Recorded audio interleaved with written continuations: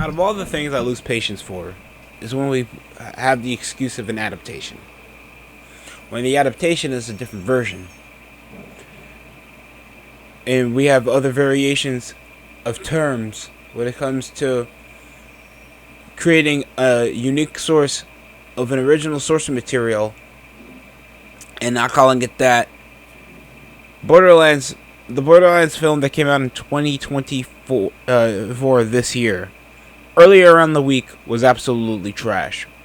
Garbage, an absolute mistake that shouldn't be made, like any of you guys a decade ago or so.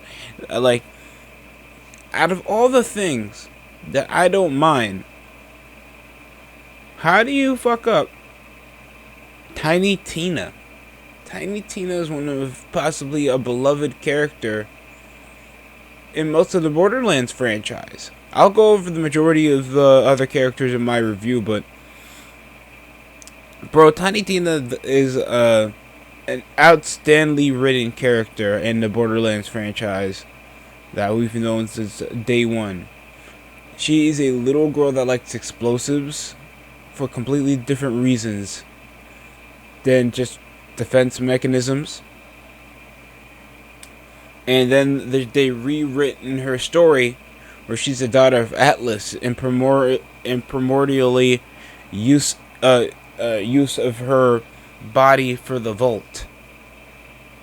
She has nothing to do with the Vault. She assists the Vault Hunters, was part of the Crimson Raiders to help over the rebellion of Handsome Jack. The only thing that they primordially got right was her relationship with the other Vault Hunters and her deep relationship with Roland that spanned over how she kind of shaped herself later in her life. I don't even know why I even get Kevin Hart as fucking Roland. Roland is a big black super soldier. Kevin Hart is a tiny black super soldier that complains the majority of the time. And it's, making her a test subject was insane. While like her family and the majority of her life around her, she was born in Pandora. She was raised around Pandora, and she was completely mentally scarred after what Handsome Jack did to her family, completely shaping them into an absolute complete massacre, while helping her escape, while Hyperion, one of the actual factions that had everything to do with how she was, while like being sold off to human fucking trafficking, and using that and escaping that to shape how she behaves, how she deals with loss and her loved ones, laughing out of it instead of actually crying.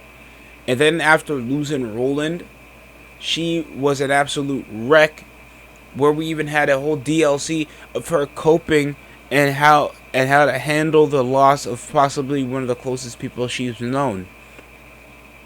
That's the type of insight you get out of people like Tiny Tina, and why there's so many favorite characters like Lilith, like Tannis, like Brick, that I'm like an hour and a half into this movie. I'm nearly done with this stupid movie so I can talk about it.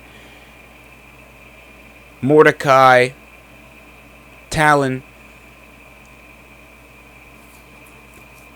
and Roland, and Krieg. We don't even get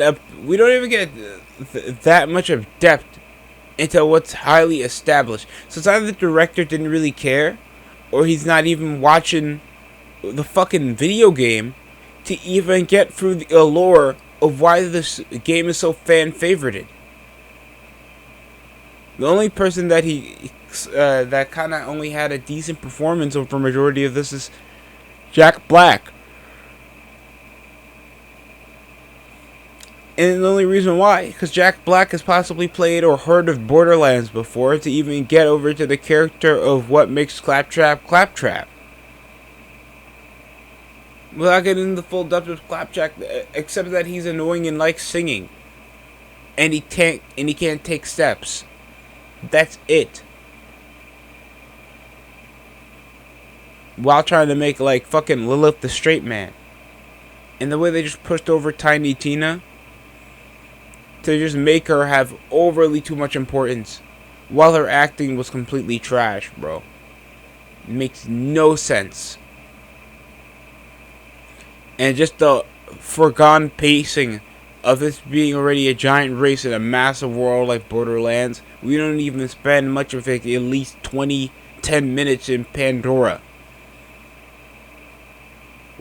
Why not just make this an animated series of them fighting over the vault while pacing over the faction, except making a movie that looks like majority of the cast is the IRL commercial for the next Borderlands game. Tannis and Lilith look 50. Rolling this short, Krieg doesn't have that close a relationship with the majority of these people. Especially until later on, where they kind of shaped him dealing with his dual personality of a psycho taking a majority of his personality. And the lack of depth in this movie ain't shit, bro. But how they just reshaped over what made Tiny Tina. Absolute garbage. Garbage. Trash. It's like the director didn't even care. It's like Eli Roth just came around and just heard like his son was playing Borderlands and was like, oh, I heard of it before. Have you ever seen any of the characters? I think there's a Lilith. I think there's a Roland. Like, are you kidding me? It's just over the bare minimum in such a big world, and it feels like they did absolutely nothing. That is a joke. Eli Roth is a joke. There's better video game films out there over the past decade. Sonic the Hedgehog is still there. It looks like this was just a forgotten movie that looked like we just forgot why we even made it. And that pisses me off, bro, because I've played all the Borderlands game. The pre-sequel. 1. 2. I think the only game I haven't finished is 1. And Borderlands 3. That, like, weakest plot-wise, but I've had the most fun replaying. But besides that,